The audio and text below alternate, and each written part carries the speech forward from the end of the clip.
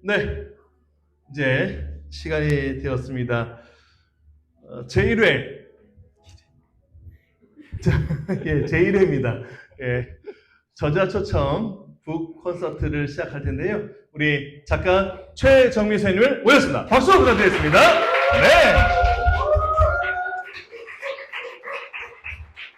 네, 오늘 이렇게 많은 참여를 진심으로 감사드리고, 저도 북 콘서트 사회는 처음입니다. 그래서 어떻게 할지 몰랐는데, 많이 좀 도와주셨어요. 예, 저한테 이렇게 코치를 많이 해주시더라고요. 그래서 그 코치에 힘입어서 열심히 한번 잘 해보도록 하겠습니다. 지금부터 약 한 30분 정도 대담을 좀 나눌 거고요. 그러면서 여러분들은 들으시는 도중에 궁금하신 내용이 있으면 질의응답 시간 갖도록 그렇게 하겠습니다. 네, 인사드리겠습니다. 사회를 맡은 성김의 교회 하대중 목사입니다. 반갑습니다.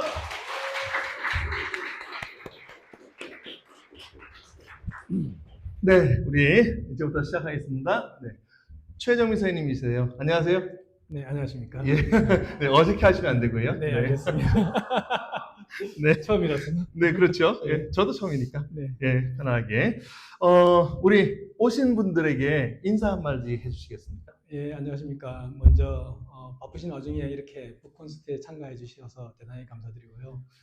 그리고 저희 북콘서트를 이렇게 열어주신 성김교회 목사님 하대중 목사님과 그리고 그 성도님들에게 감사의 말씀 전합니다. 그리고 오늘 오신 김에 좋은 말씀 듣고 또 좋은 시간 가졌으면 좋겠습니다.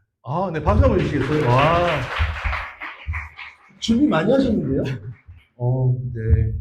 그래요. 어제 잠을 못 잤습니다. 그러셨군요. 네.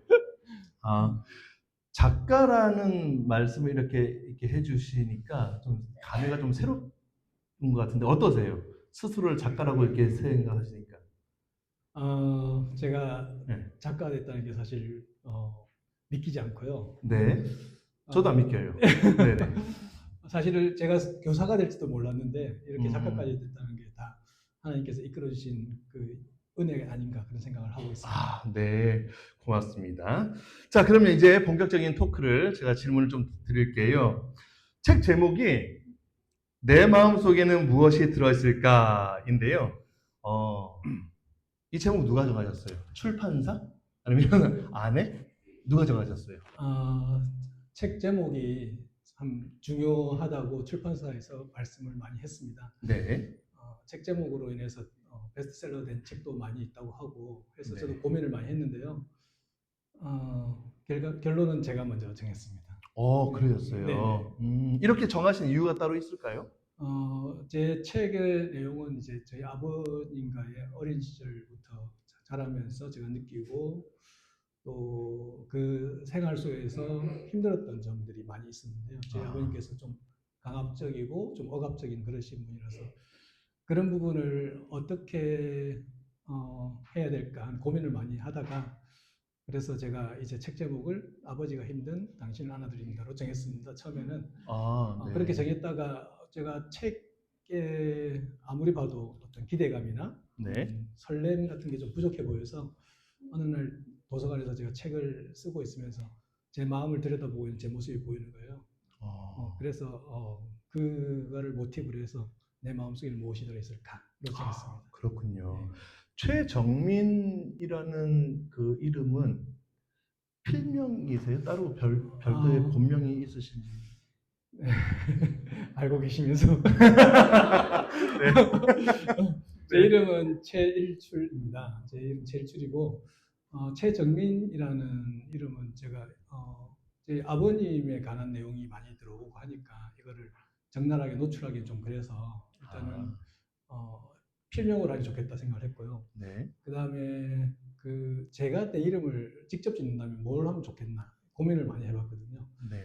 하나님 앞에서 바른 백성 의미가 괜찮을 것 같아서 그렇게 정했습니다. 목회하셔도 될 것 같은데. 네. 뜻을 품어보겠습니다. 네, 감사합니다.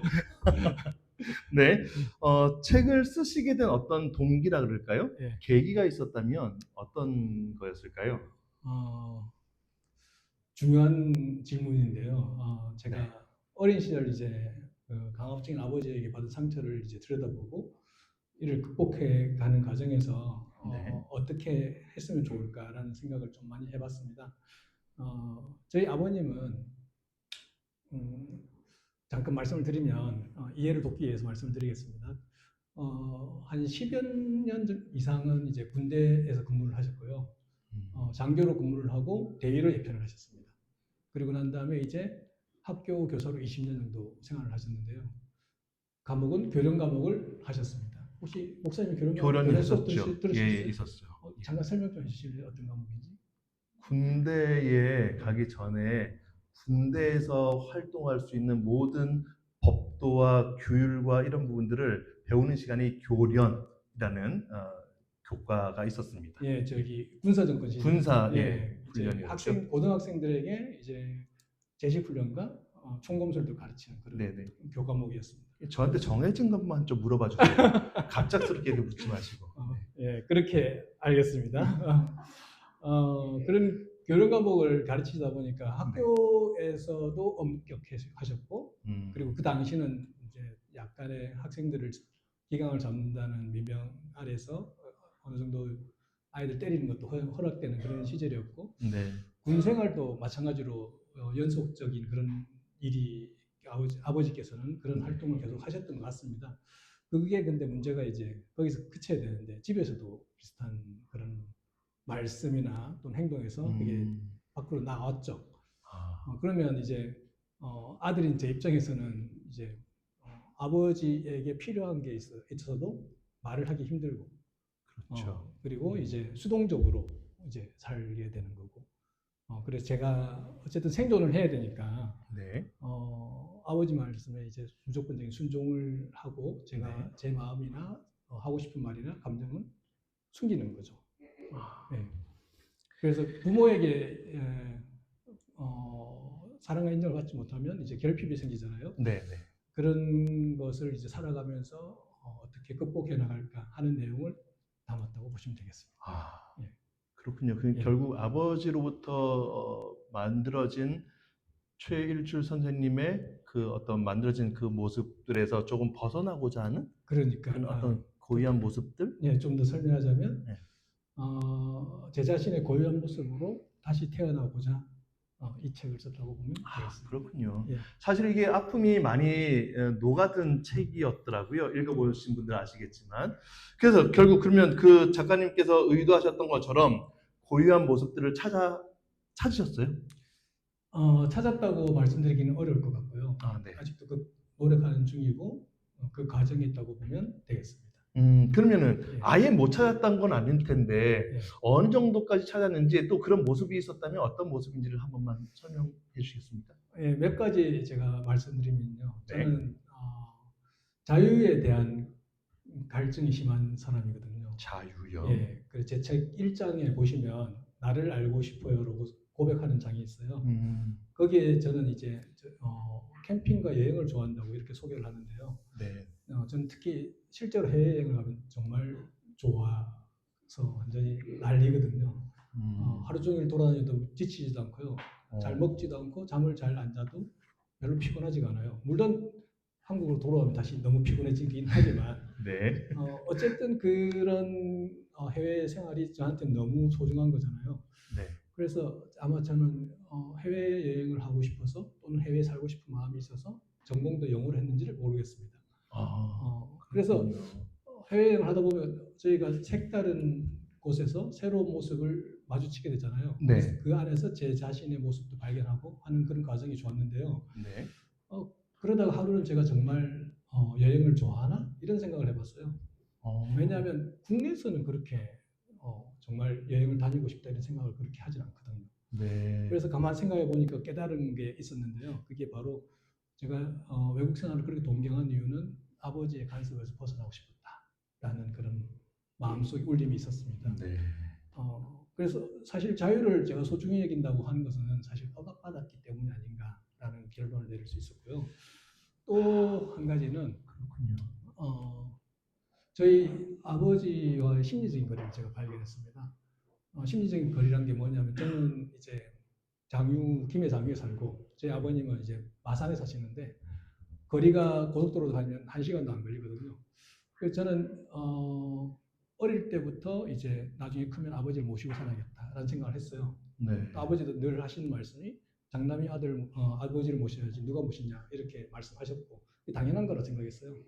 그래서 제가 직장을 구할 때도 이제 아내는 인천에 있는 아내를 구했지만 네. 직장은 창원에 있는 직장을 구했거든요. 네. 그 아버지 옆에서 끝까지 있었던 거죠. 근데 저희 동생과 누나를 보면 이제 분당과 서울에 살고 각자 자기의 길을 걸어가게 되었죠. 그런데 누나와 동생은 이제 아버지께 전화를 하고 또 찾아오고 하면 이제 전화 목소리를 들으면 아버지는 그렇게 자상한 분이 아니니까 잘 웃지도 않거든요. 네. 근데 전화 목소리는 뭐, 어딨냐? 그래 하면 너무 좋아하시는 거예요. 그래서 저는 왜 그런 모습을 저한테 안 보이실까 이런 거에 대한 항상 좀 갈증도 있었고 안타까움이 있었습니다. 네. 그런다가 전 이제 그 아들 딸 데리고 한 번씩 아버지 집에 찾아가면 그렇게 좋아하는 것 같지도 않았어요. 그러니까 그게 저는 항상 궁금했거든요. 그래서 제가 나중에 알게 됐는데 내가 아버지를 모시고 싶어서 여기 사는 게 아니고 아버지께 사랑을 받고 싶어서 여기 있는 거구나 라는 걸 깨달았습니다. 그렇군요. 그게 두 번째 아버지의 심리적인 거리입니다. 네. 한 가지 더 말씀드리면 저는 착한 아이인데요. 제가 스스로 착한 아이라고 말씀드리니까 조금 어색하긴 하지만 저는 평생을 착하게 행동하고 아버지 말씀을 듣고 아버지가 하지 말라는 건 하지 않고 그렇게 지냈습니다. 근데 착하다는 것은 이제 일방적으로 이야기를 듣고 수동적으로 따르는 그런 아이를 어떻게 보면 얘기하는 걸 수도 있어요. 네. 예. 그러니까 저의 욕구는 죽이고 아버지의 욕구를 따른 거죠. 네. 그러니까 제 자신은 버리게 된 거죠. 다시 말해서 다른 사람의 기대에 맞춰 살다가 제가 착하게 된 것이지 제가 순수하게 원해서 착한 아이가 된 건 아닐 수도 있다. 라는 것입니다. 중요한 거는 이제 다른 사람의 그런 기대와 삶을 살게 되면 자기 자신에 대한 고유한 감정이나 생각을 잃어버리게 되니까 자아 존중감이 떨어지게 되죠. 그렇죠. 예, 그런 것들이 이제 결핍으로 오고 그렇습니다. 그래서 착한 거에 대해서 학교에서도 그런 아이들이 좀 있거든요. 그런 아이들 보면 얘가 집안이 아버지가 혹시 어머니나 엄하지 않을까 이런 생각도 해보게 됩니다. 네. 그러면 사람들은 또 가끔씩 묻죠. 착한 게 그럼 잘못됐냐라고. 착한 게 잘못된 건 아니잖아요. 그렇죠. 예, 착한 게 잘못된 게 아니고 본인이 원하는 것을 하지 않는다는 게 잘못된 거죠. 좋은 이야기의 내용 같아 보이지만 사실은 그만큼 아픔이 많이 있는 아이, 착한 아이라는 그렇죠. 말로 들린다, 그죠? 착한 아이라는 것이 반드시 좋은 것만은 아니다. 자기의 고유한 모습을 보여줄 것이 좋다라는 얘기죠. 그러면 그 고유한 모습을 이게 찾았다, 발견했다 하면 어떤 삶의 모습이 좀 달라질까요? 그러면? 달라질 수가 있죠. 어떻게요? 제가 하는 행동의 패턴이 이게 내가 원하는 모습인가 그렇지 않은가를 알게 되면 달라질 수가 있죠.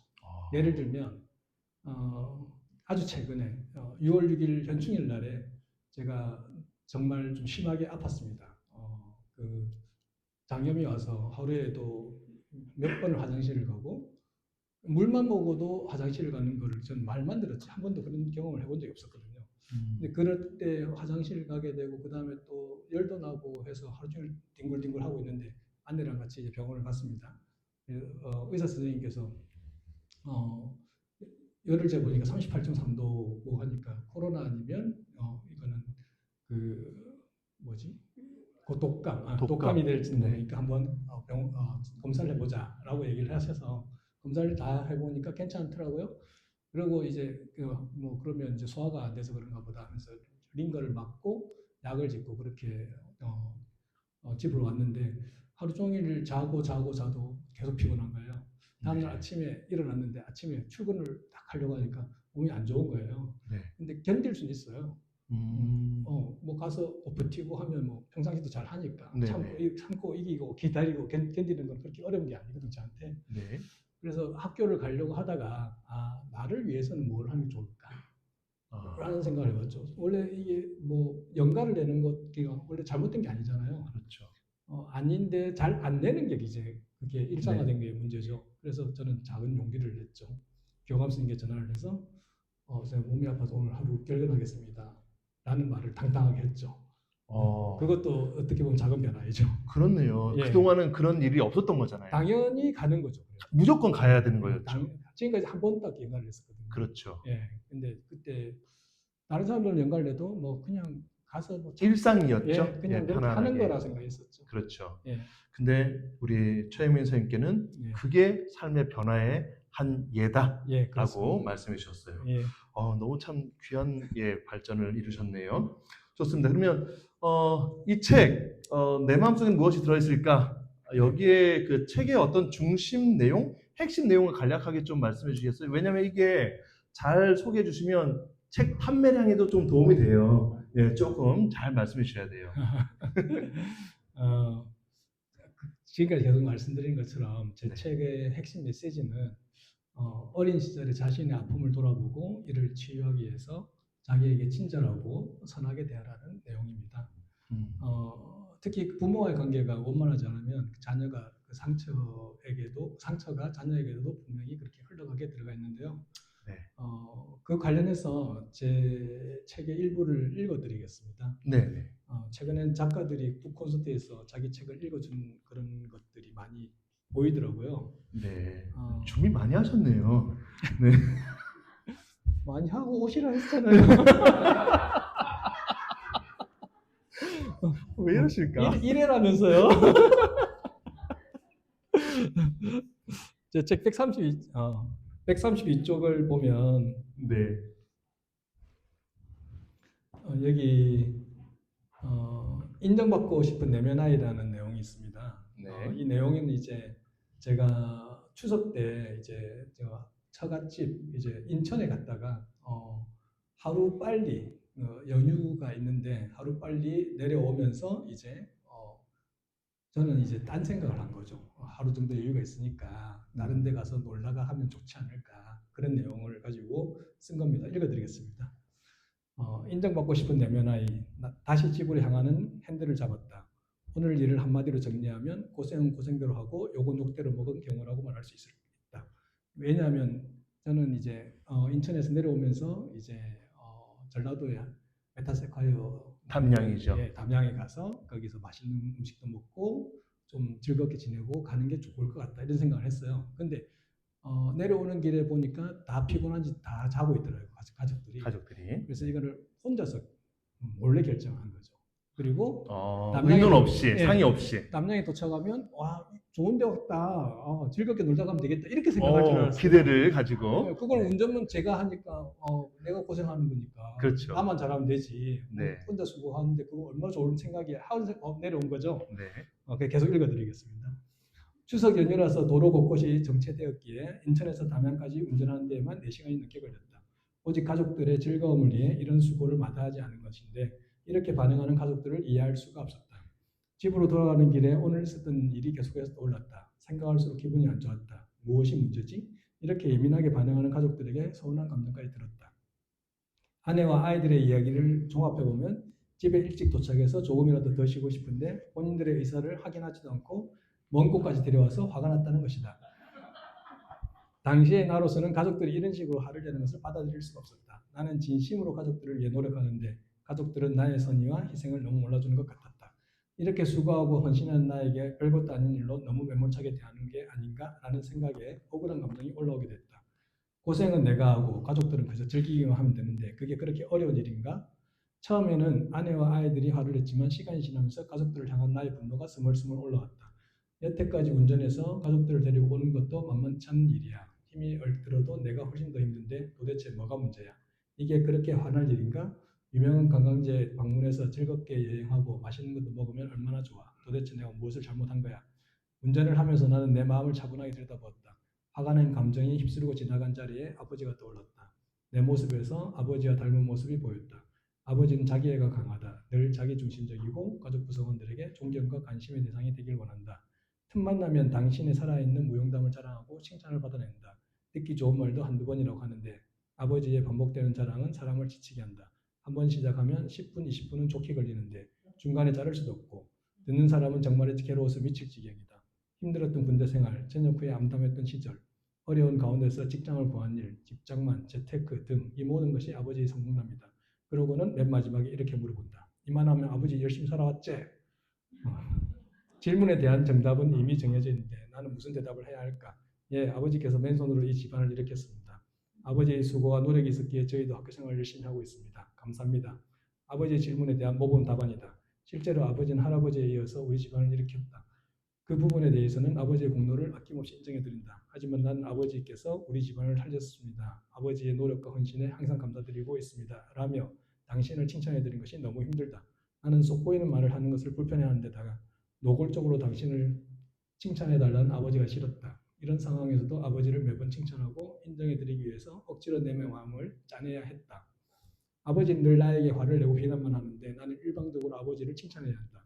아버지를 칭찬해드리지 않으면 분노가 끌어올라 온 집안을 뒤집어 놓을 게 뻔한데 과연 나는 무슨 말을 할 수 있었을까? 받은 사랑이라도 있었다면 그 사랑을 되돌려줄 수도 있었을 텐데 받지도 못한 사랑을 억지로 짜내려고 하니 내 마음은 얼마나 시달렸을까? 이런 환경에서 자란 나는 받지 못한 사랑으로 인한 결핍된 욕구가 있다. 어른이 아이를 칭찬하는 것이 마땅한데 나는 거꾸로 아버지를 칭찬하기 위해 내 안에 있는 에너지를 다 끌어 써버렸다. 그렇기에 나의 내면에는 칭찬과 인정에 굶주려 있다. 그랬기에 이번 추석 명절날도 같이 도로 사정이 좋지 않은 날에도 전라남도의 담양까지 운전해서 갔다. 인천에서 전라도까지 힘들게 가족들을 데려간 것은 가족들의 즐겁고 행복한 여행을 돕고 싶은 바람도 있었지만 그보다는 나로 인하여 즐겁고 만족스러운 여행이 되었다는 말을 듣고 싶었기 때문이라는 것을 이제는 고백할 수 있다. 그러고 보니 내가 무리를 해가며 가족들을 위해 희생하는 데는 다 그럴 만한 이유가 있었다. 나는 아버지에게 받고 싶었던 칭찬과 인정을 결국에는 가족들에게 요구하고 있는 셈이었다. 아버지는 당신의 무용담을 늘어놓고 대놓고 사랑을 뜯어갔다면 나는 보이지 않게 은근히 가족들의 사랑을 갈취하고 있다.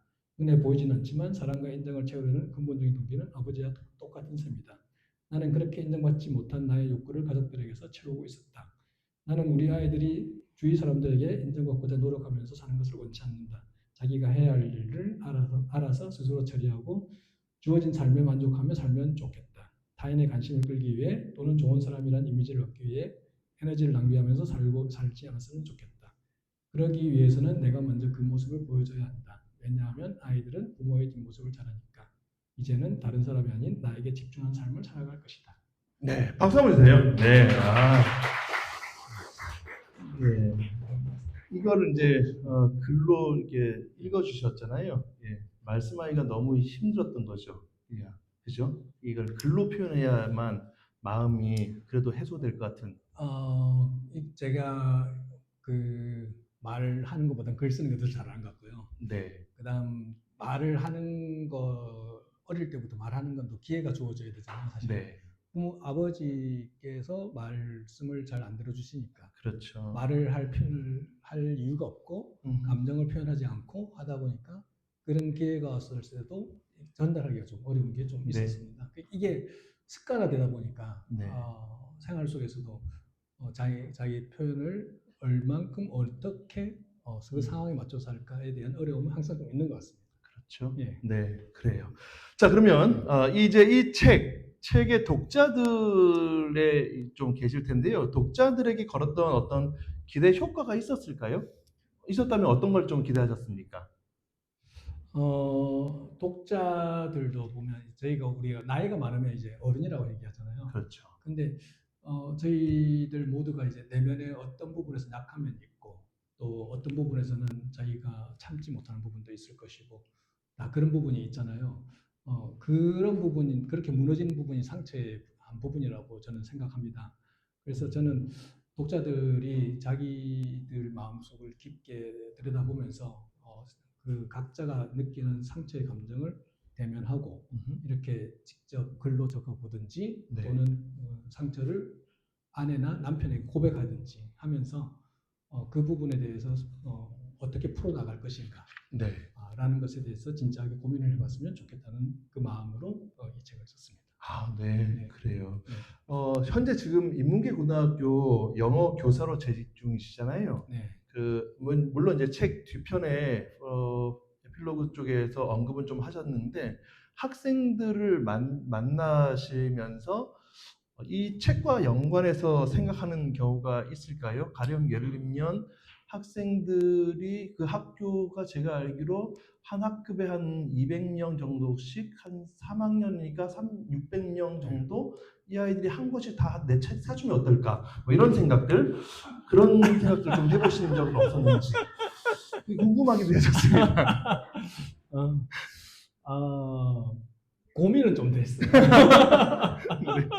뭐 학부모님께 알리면 사지 않을까 하는 그렇죠. 생각도 해보고 네. 했는데 개인적인 일과 공적인 일도 가려야 될 것 같았고 네네. 그리고 이제 저는 이거를 책을 어떻게 했냐면요. 네.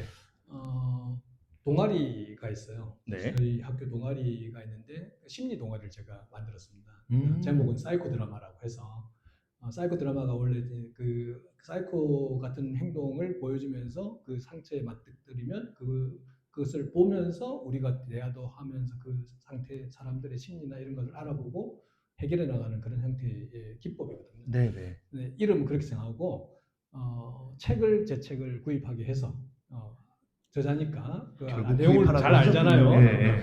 구입하라고 하셨네. 네? 학생이 몇 명 안 네. 돼요. 8명밖에 안 돼요. 네. 그 정도는 봐준다.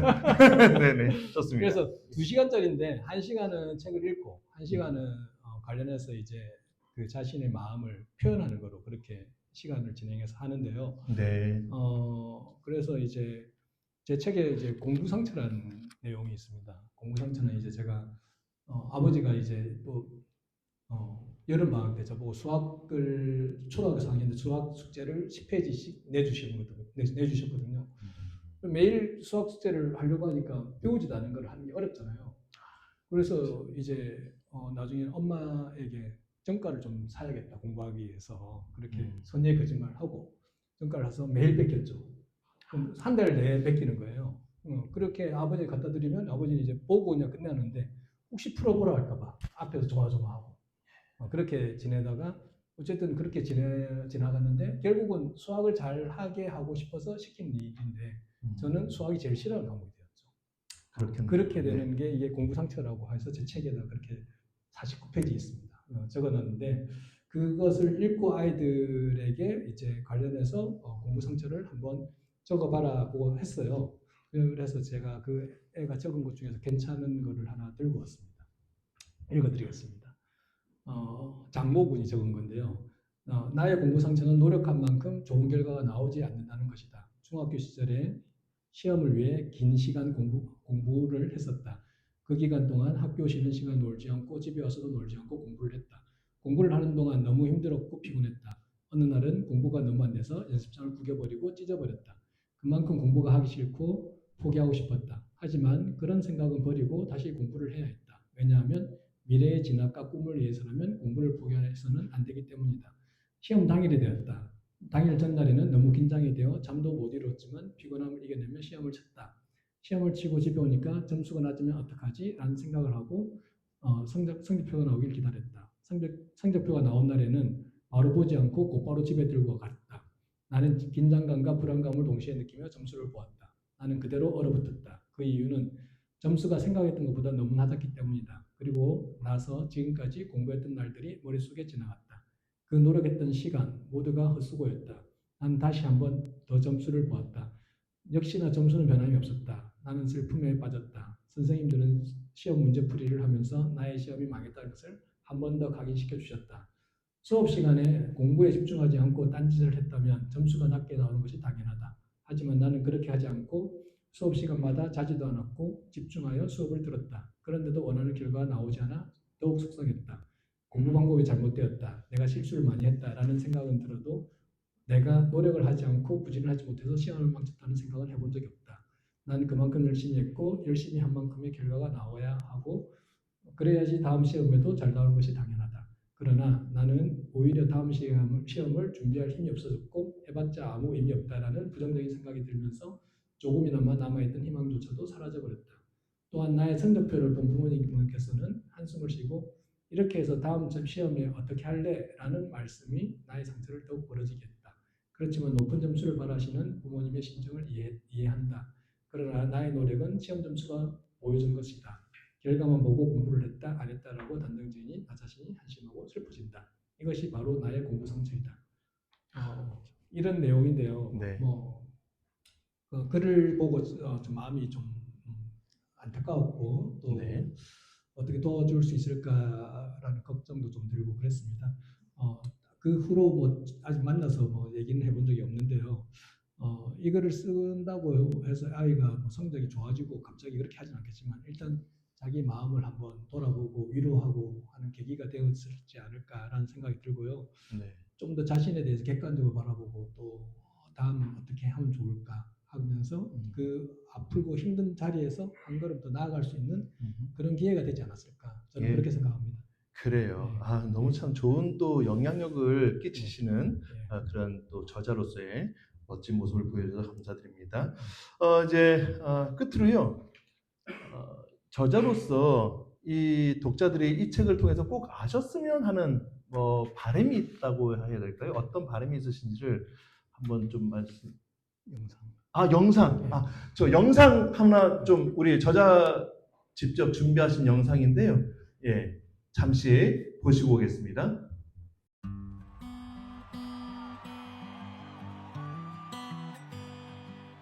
Maybe it's time to let the old ways down. Maybe it's time to let the old ways down. Takes a lot to change, man. Hell, it takes a lot to try.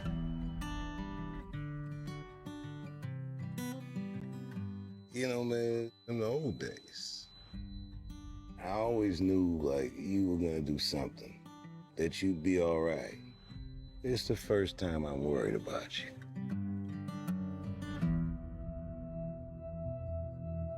Can I ask you a personal question? Okay. Tell me something, girl. Do you write songs or anything? I don't sing my own songs. Why? I just don't feel comfortable. Why wouldn't you feel comfortable? Almost every single person has told me they liked the way I sounded, but that they didn't like the way I look. I think you're beautiful. I'm falling Hey, What? I just want to take another look at you. in all the good times. I find myself longing for change. Here's what we're gonna do. You come sing that song that I love.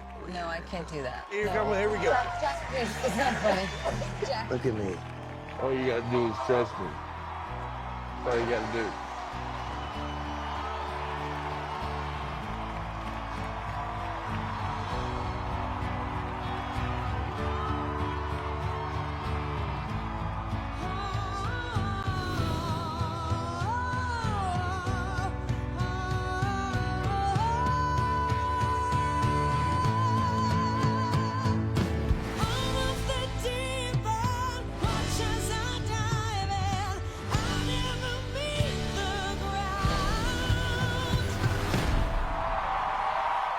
We're far from the shallow now.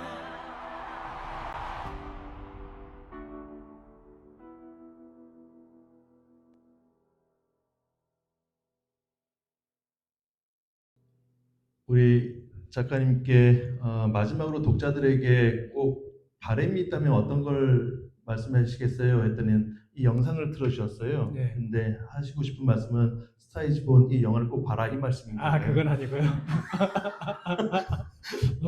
네. 예측 못할 그런 질문을 하셔가지고. 네. 이 사이즈본이라는 영화는 이제 그 브래들리 쿠퍼라는 사람이 감독이고 그 역으로 잭슨 레인이라는 사람으로 나옵니다. 이 사람이 이제 톱스타로서 활동을 하고 있는 중에 문제는 그 알코올 중독증이 있거든요. 그래서 공연이 끝나고 술을 마시러 갑니다. 술을 마시러 가는 길에 잠깐 내용을 설명하면요. 술을 마시러 가는 길에 이제 레이디 가가를 만났는데 레이디 가가는 이제 작은 펍에서 노래를 부르는 가수로 활동하고 있습니다. 자신이 노래는 자신 있는데 외모에 좀 자신감을 가지지 못하고 있고 그리고 크게 스스로에 대해서 뭐 그런 가수로서 대성할 수 있다 생각을 하지 못하는 그런 한계를 가진 그런 가수입니다. 두 사람이 만나서 그날 저녁 즐겁게 보내고 아까 뭐 노래를 쓰냐 안 쓰냐 이런 얘기를 하는 거로 물어보는 거는 이제 싱어송라이터냐 이거를 물어보고 그날 저녁에 작곡을 하나 합니다. 그리고 이제 브래들리 쿠퍼가 이제 자기가 공연을 하는 중에서 이제 이 엘리를 다른 사람을 통해서 데리러 가서 공연에 데려오고 자기 엘리가 쓴 곡을 노래를 부를 때 그 레이디 가가가 나와서 자기 노래를 이어서 노래를 부르게 됩니다. 네. 그리고 이게 유튜브로 생중계되고 전국의 사람들이 너무 폭발적인 인기를 끌게 되고 그렇게 해서 이제 일약 스타덤에 오르게 되죠. 네. 그러면서 이제 싱글 가수로 데뷔하게 되고 싱글 가수로 데뷔하니까 자기랑 전속이 아니게 되니까 서로 갈등도 일어나고 그러면서 서로 각자의 생활을 어느 정도는 하면서 또 같이 뭉치고 이렇게 진행이 됩니다. 결국은 이제 이 엘리라는 가수는 싱어송라이터 성공하고 그래미상 신인상 후보로 이제 지명이 됩니다. 그래서 수상을 실제로 하게 되고 수상을 하게 되는데 그날 이제 그 잭슨 메인이 술에 취해 와서 그 수상식을 엉망으로 만들어 버립니다. 네. 그래서 이제 또 시리에 빠지게 되고 자기가 또 잘못한 것에 대해서 인정하고 이제 더 이상 이렇게 살면 안 되겠다 해서 마약도 하고 있었는데 약도 끊고 그리고 이제 센터에 가서 한동안 회복을 해서 다시 나타납니다.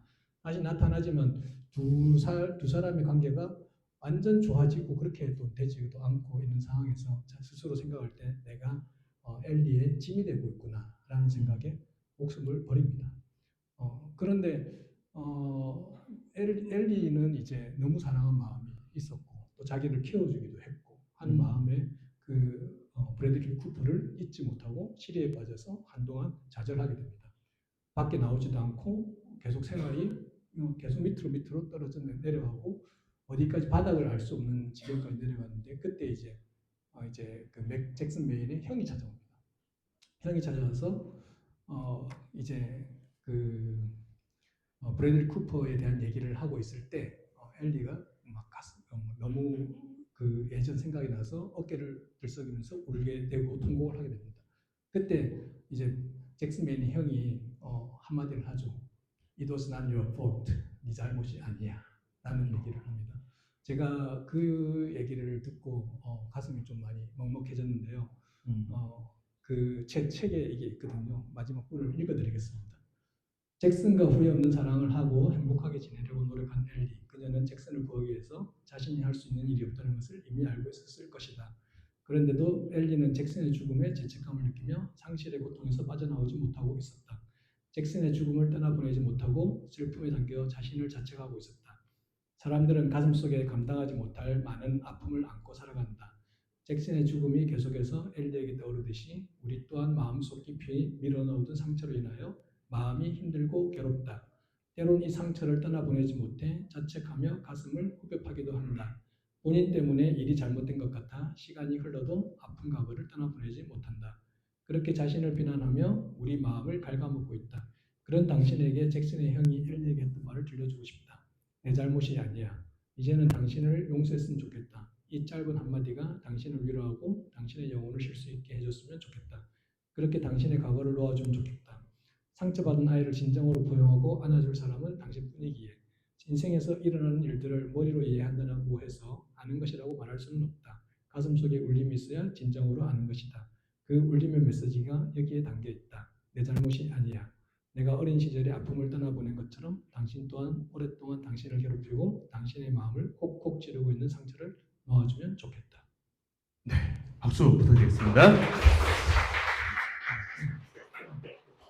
네, 이렇게 해서 우리 작가 최정민과 함께 대화를 이어가는데요. 혹시 들으시면서 궁금하신 내용 질문하실 분 계시면 한 2분 정도만 잠시 받고 할까요? 네.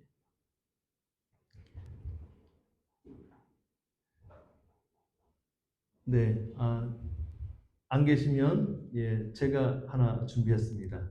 예.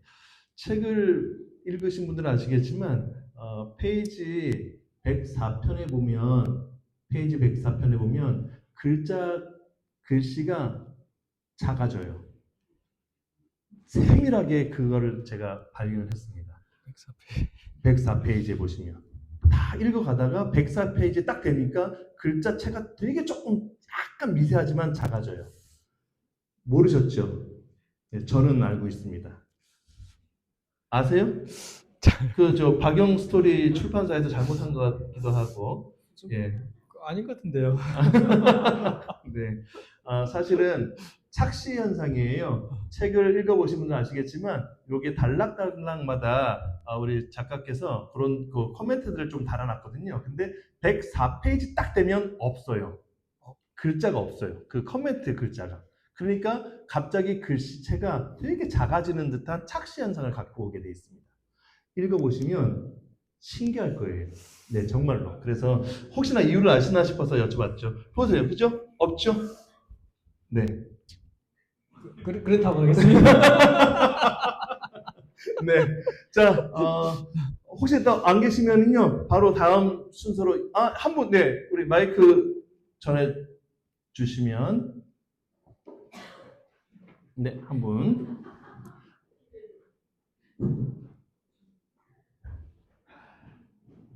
네, 저는 속성으로 읽었습니다. 속성으로 읽어가지고 읽었는데 제가 읽었던 부분들이 오늘 제작에 응용을 해주셔서 그래서 만약에 시험 진단을 속성으로 해도 잘 맞출 수 있는 네네. 지금 저자께서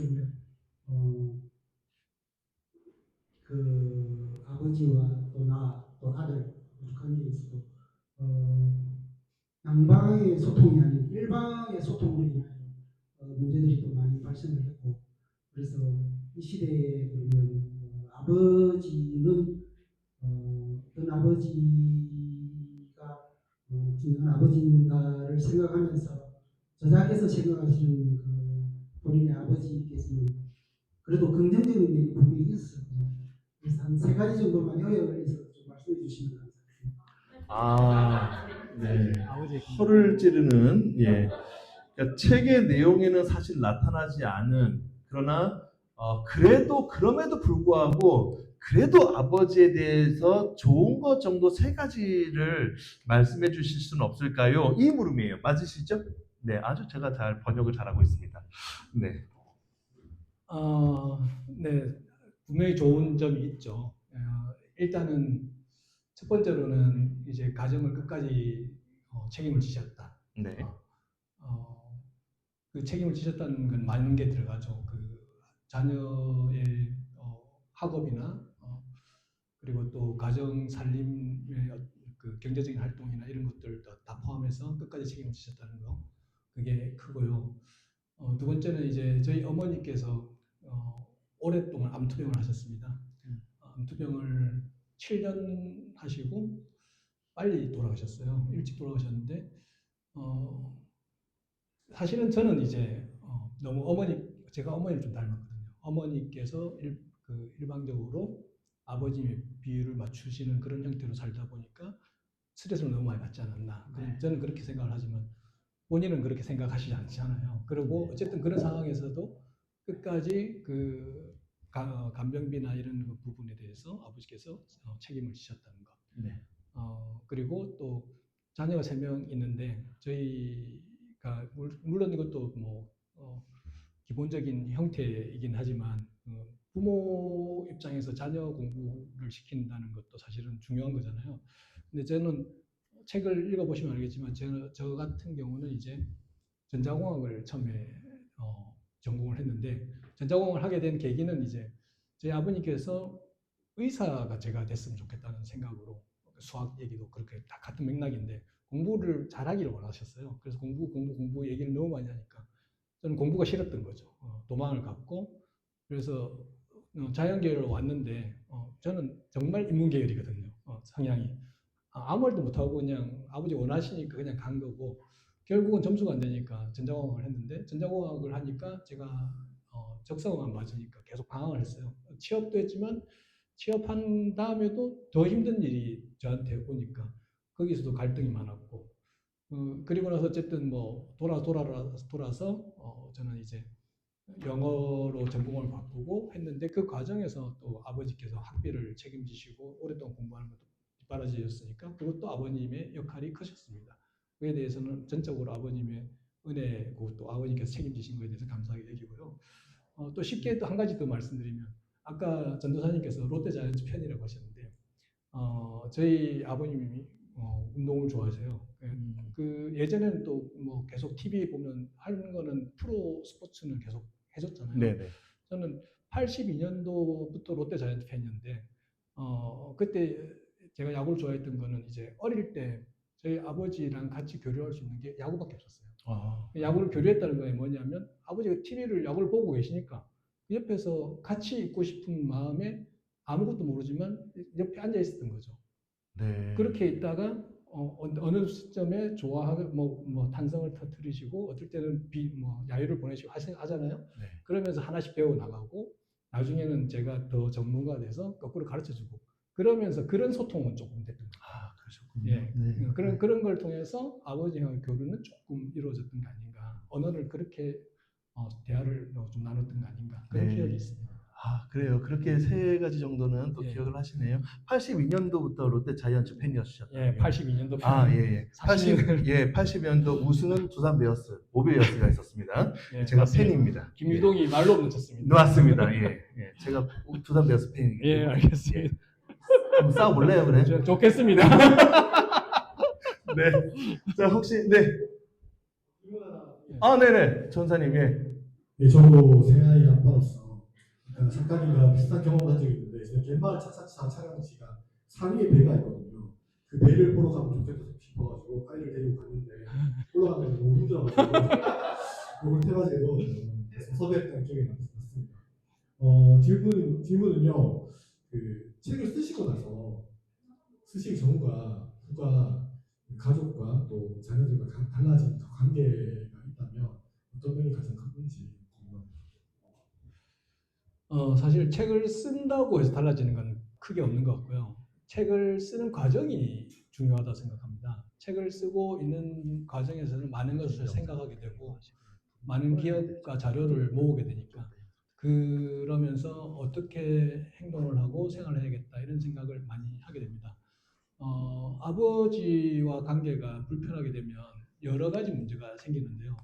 첫 번째로 보면 이제 연장자와의 관계가 불편합니다. 직장에서 이제 대부분은 권력자나 연장자들에게 자기가 필요한 부분을 얘기를 해야 되는데 그런 부분이 어렵습니다.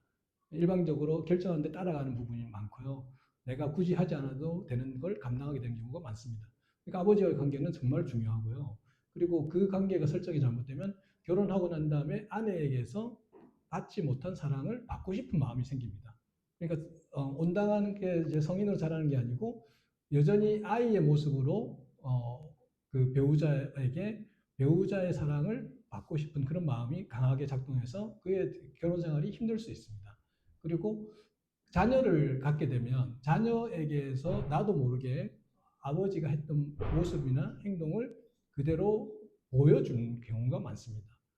제가 뭐 예를 들어서 저는 아버지가 정말 다른 형태로 살고 다르게 살기 위해서 정말 애를 많이 썼는데요.